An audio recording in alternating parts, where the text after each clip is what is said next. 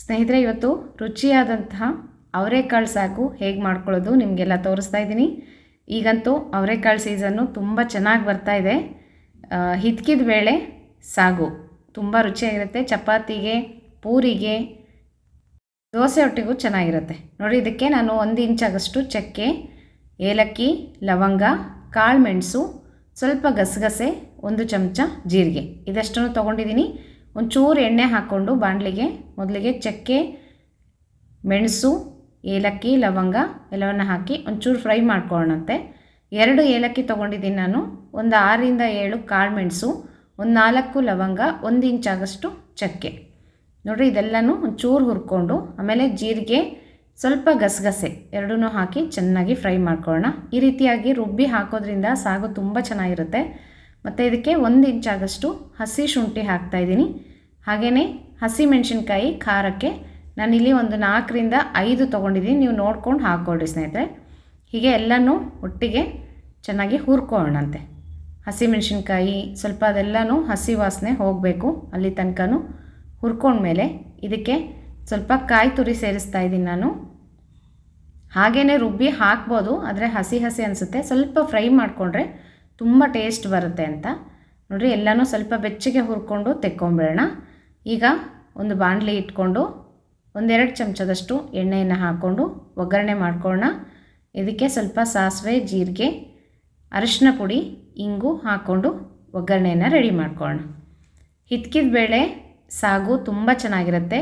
1 ದಿನ ನೆನೆಸಬೇಕು ಅವರೆಕಾಳನ್ನು, ಆವಾಗ ಸಿಪ್ಪೆ ಎಲ್ಲ ತುಂಬ ಚೆನ್ನಾಗಿ ಬಂದುಬಿಡುತ್ತೆ. ಅದನ್ನು ಹಿತ್ತಕ್ಕೆ ಬಿಟ್ಟು ಬೇಳೆಯನ್ನು ತೆಕ್ಕೊಳ್ಳೋದು. ಆ ಥರ ಹಿತ್ಕಿದ ಬೇಳೆ ನಾವು ತಿಂದರೆ ಆರೋಗ್ಯಕ್ಕೆ ಅಷ್ಟೊಂದು ತೊಂದರೆ ಆಗೋಲ್ಲ, ಇಲ್ಲಾಂದರೆ ಗ್ಯಾಸ್ಟ್ರಿಕ್ ಆಗುತ್ತೆ ಅಂತ ಹೇಳ್ತಾರೆ ಕೆಲವೊಬ್ಬರು.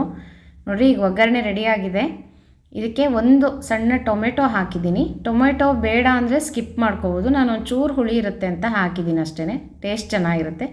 ಈಗ ನೋಡಿರಿ, ಹಿತ್ಕಿದ ಬೇಳೆ ಅವರೆಕಾಳು ಇದಕ್ಕೆ ಹಾಕ್ತಾಯಿದ್ದೀನಿ.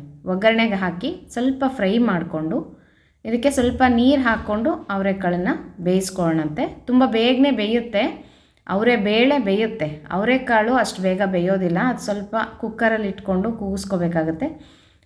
ಬೇಳೆ ತುಂಬ ಬೇಗನೆ ಬೇಯುತ್ತೆ ನೋಡಿರಿ. ಇದು ಒಂಚೂರು ಮುಳುಗುವಷ್ಟು ನೀರನ್ನು ಹಾಕಿ ಇದನ್ನು ಒಂದು ಕಡೆ ಬೇಯಿಸ್ಕೊಳ್ಳೋಣ. ಅಷ್ಟೊತ್ತಿಗೆ ನಾವು ಮಸಾಲೆನ ರುಬ್ಕೊಂಬರೋಣಂತೆ. ಈಗ ಎಲ್ಲ ಹುರ್ಕೊಂಡಿದ್ನಲ್ಲ ಅದಿಷ್ಟನ್ನು ಹಾಕ್ಕೊಂಡು ಸ್ವಲ್ಪ ಕೊತ್ತಂಬರಿ ಸೊಪ್ಪು ಹಾಕಿ ಈ ಥರ ನುಣ್ಣಗೆ ಪೇಸ್ಟ್ ಮಾಡ್ಕೋಬೇಕು. ಹೀಗೆ ರುಬ್ಬಿ ಹಾಕೋದ್ರಿಂದ ಸಾಗು ತುಂಬ ಟೇಸ್ಟಾಗಿರುತ್ತೆ. ನೀವು ಒಂದು ಸಲ ಟ್ರೈ ಮಾಡಿರಿ.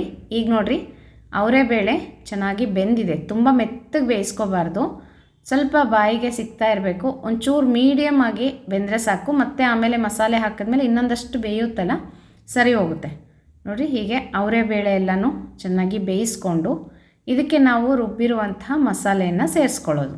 ಹಿತ್ಕಿದ ಬೇಳೆಯಿಂದ ತುಂಬ ವೆರೈಟೀಸ್ ಮಾಡ್ಬೋದು. ಅದನ್ನು ಕರೆದ್ಬಿಟ್ಟು ಅವಲಕ್ಕಿ ಮಾಡಿ ಅದಕ್ಕೆ ಕಲಿಸ್ಬೋದು, ಮತ್ತು ಕರೆದು ಹಾಗೆ ಇಟ್ಕೊಂಡು ಮಿಕ್ಸ್ಚರ್ ಥರ ತಿನ್ಬೋದು. ಮತ್ತು ಅಕ್ಕಿ ರೊಟ್ಟಿಗೂ ಸಹ ಹಾಕಿ ಮಾಡಿದ್ರೆ ತುಂಬ ರುಚಿ ಇರುತ್ತೆ. ಅದನ್ನು ಒಂದು ಸಲ ನಿಮಗೆ ತೋರಿಸ್ತೀನಂತೆ. ಈಗ ನೋಡಿರಿ, ಎಲ್ಲ ಮಸಾಲೆ ಹಾಕಿದ್ದೀನಿ. ಇದು 1 ಕುದಿ ಬರಬೇಕು, ಚೆನ್ನಾಗಿ ಕುದಿಬೇಕು. ಕುದ್ರೆ ಒಂದು ಸ್ವಲ್ಪ ಗಟ್ಟಿ ಆಗುತ್ತೆ. ನಿಮಗೆ ತುಂಬ ನೀರು ಅನ್ನಿಸ್ತು ಸಾಗು ಅಂದರೆ ಒಂಚೂರು ಅಕ್ಕಿ ಹಿಟ್ಟು ಅಥವಾ ಕಡಲೆ ಹಿಟ್ಟನ್ನು ಹಾಕ್ಬೋದು. ನಾನಿಲ್ಲಿ 1 ಚಮಚದಷ್ಟು ಕಡಲೆ ಹಿಟ್ಟನ್ನು ನೀರಿನಲ್ಲಿ ಕಲಸಿ ಹಾಕ್ತಾಯಿದ್ದೀನಿ. ಈಗ ನಾವು ತರಕಾರಿ ಸಾಗು ಮಾಡಿದಾಗ ಹಾಕ್ತೀವಲ್ವ, ರುಚಿ ಚೆನ್ನಾಗಿರುತ್ತೆ ಅಂತ, ಒಂದು ಸ್ವಲ್ಪ ಗಟ್ಟಿನೂ ಬರುತ್ತೆ ಸಾಗು ಅಂತ.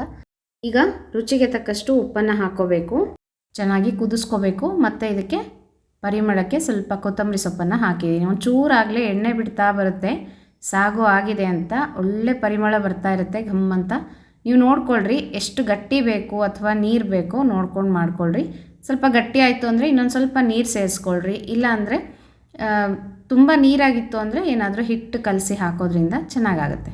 ಈಗ ಹಿತ್ಕಿದ ಬೇಳೆ ಸಾಗು ರೆಡಿಯಾಗಿದೆ. ದೋಸೆಗಂತೂ ತುಂಬ ಚೆನ್ನಾಗಿರುತ್ತೆ. ನಾನು ಅವಾಗವಾಗ ಸೆಟ್ ದೋಸೆಗೆ ಇದನ್ನು ಮಾಡ್ತಾಯಿರ್ತೀನಿ ಸೀಸನಲ್ಲಿ. ತುಂಬ ರುಚಿ ಇರುತ್ತೆ ಸೆಟ್ ದೋಸೆಗೆ ಸಾಗು.